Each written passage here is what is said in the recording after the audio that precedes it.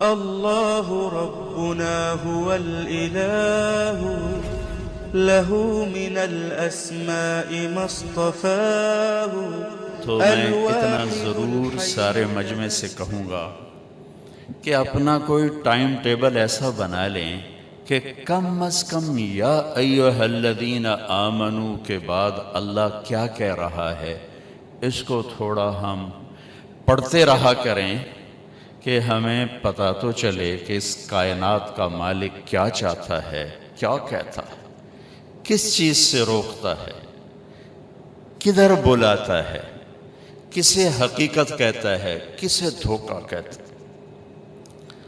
تو میں یہ عرض کر رہا تھا کہ چونکہ اللہ کے علم سے دوری ہے، اللہ کے علم کا ذوق بھی نہیں رہا، تو اب اپنے علم کے مطابق چلنا شروع کیا۔ تو اس وقت ساری دنیا پر مغرب کا قبضہ ہے، مغربی فکر کا قبضہ ہے، اور اہل مغرب کے تصور میں نہ جنت ہے نہ جہنم ہے، صرف یہی زندگی ہے، اور انسان کے اندر خوب سے خوب کی تلاش ہے، لہذا وہ اس کو جنت بنانے کا زور لگا رہے ہیں، اسے جنت بنانا ہے، لیکن یہ بن نہیں سکتی، ڈیزائنر نے ڈیزائن نہیں کیا، اس کے نظام سے ٹکر ہے، ہو نہیں سکتا۔ اچھا فرض کرو بن بھی جائے، موت کو کیا کرے گا؟ موت سے کہاں سے بھاگے؟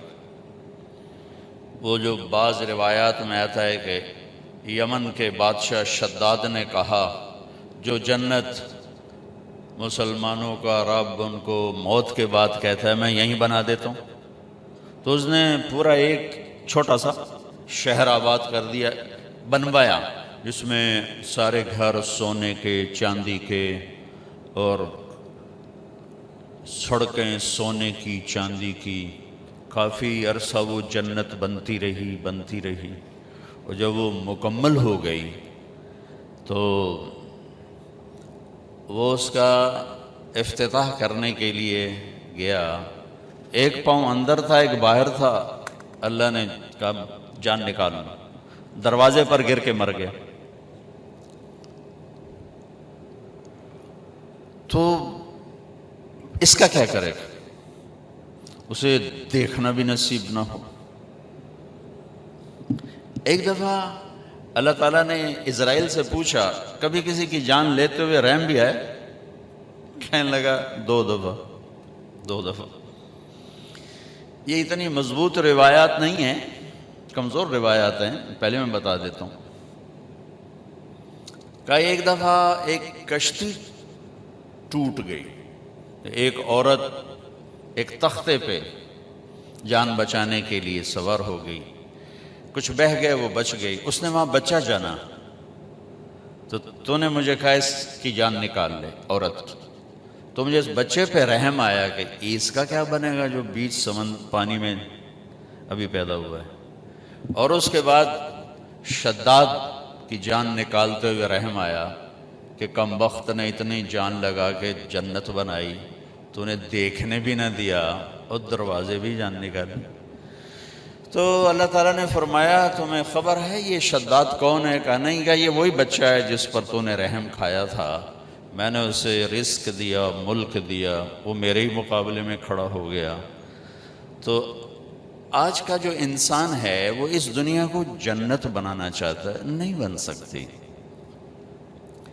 یہی ہو جائے نا اگر کہ یہ زندگی اچھی گزر جائے جو ہے، تو یہی ہماری جنت ہے۔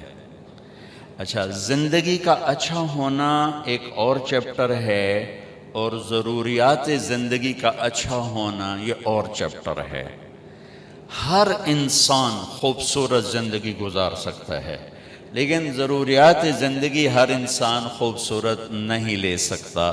نحن قسمنا بینہم معیشتہم، ہم نے تمہارے درمیان رزق کو تقسیم کیا ہے، یبسط الرزق لمن یشاء ویقدر، کسی کو زیادہ دیتے ہیں کسی کو کم دیتے ہیں۔ جنوری فروری ہمارا چلے کی جماعت تھی، افریقہ کے 8 ملک، ہزاروں سال پرانی زندگی دیکھ کے آئے ہیں، وہاں ایک دن گزارنا مشکل تھا، وہ نسل در نسل آباد ہیں، اور شاید ہم سے زیادہ خوش ہوں گے وہ. تو آسائش، سہولت، ضروریات زندگی ہر ایک کے لیے برابر نہیں ہو سکتی، لیکن زندگی خوبصورت ہر انسان گزار سکتا. ڈیفنس میں رہتا ہو یا ادھر لیاری میں رہتا ہو، زندگی خوبصورت بن سکتی. وہ جو میں 8 ملک دیکھ کر آئی ہوں افریقہ کے، ان میں رہتا ہو، یا ابھی میں انگلینڈ سے ہو کے آ رہا ہوں، 2 ہفتے کا میرا سفر تھا، وہیں سے سیدھا آپ کے پاس آ رہا ہوں، یا انگلینڈ کی زندگی ہو، زندگی کو خوبصورت بنانا ہر مرد عورت کے لیے برابر اسباب ہیں. ضروریات زندگی کسی کی زیادہ کسی کی کم. زندگی خوبصورت بنتی ہے اللہ اور اس کے رسول کے سامنے سر جھکانے سے. لَقَدْ كَانَ لَكُمْ فِي رَسُولِ اللَّهِ أُسْوَةٌ حَسَنَةٌ لِمَنْ كَانَ يَرْجُو اللَّهَ وَالْيَوْمَ الْآخِرَ وَذَكَرَ اللَّهَ كَثِيرًا. اللہ تعالیٰ نے بڑی خوبصورت بات فرمائی.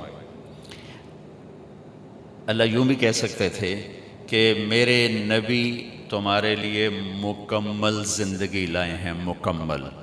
مکمل کا لفظ ہیوی بنتا ہے، مکمل پتہ نہیں کر سکی یا نہ کر سکی، پتہ نہیں ہوئے نہ ہوئے.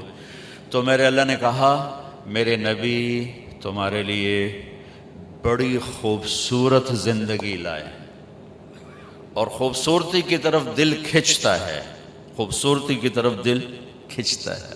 یہ فانوس بڑے خوبصورت لگے ہوئے ہیں، تو ان کو دیکھ کے اپنے آپ دل خوش ہوتا ہے.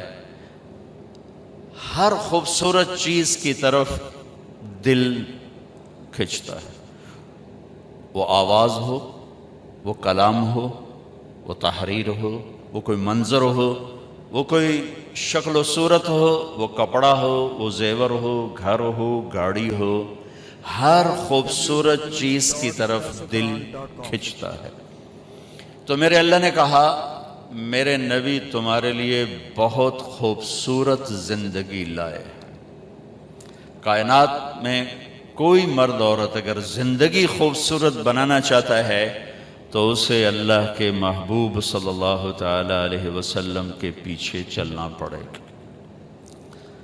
اور پیسے سے آپ زندگی کی ضرورتوں کو خوبصورت بنا لیں گے، آپ اچھی گاڑی لے لیں گے، اچھا گھر بنا لیں گے، اچھے کپڑے پہن لیں گے. جب میرے نبی نے اخلاق دکھائے تو اللہ تعالیٰ فرماتے تھوڑا جا سخت ہویا کر، تھوڑا جا نرم ہویا کر.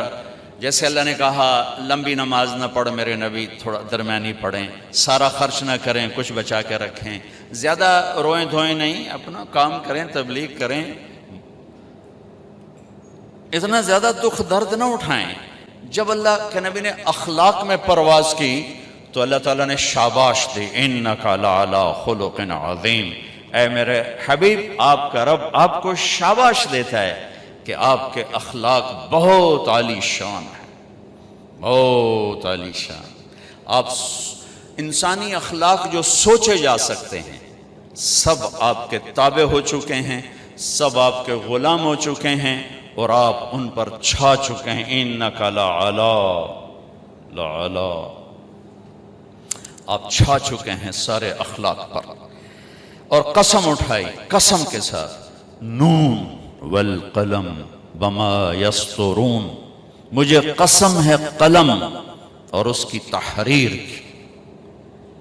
ما انت بنعمت ربک بمجنون وَإِنَّ لَكَ لَأَجْرًا غَيْرَ مَمْنُونَ وَإِنَّكَ لَعَلَىٰ خُلُقٍ عَظِيمٍ. میرے حبیب، آپ کا رب قسم اٹھا کے کہتا ہے سارے اخلاق آپ کے غلام بن چکے ہیں، آپ کے تابع ہو چکے. تو میرے بھائی بہنوں، زندگی کو خوبصورت بنانا ہے تو اپنے نبی والے اخلاق سیکھ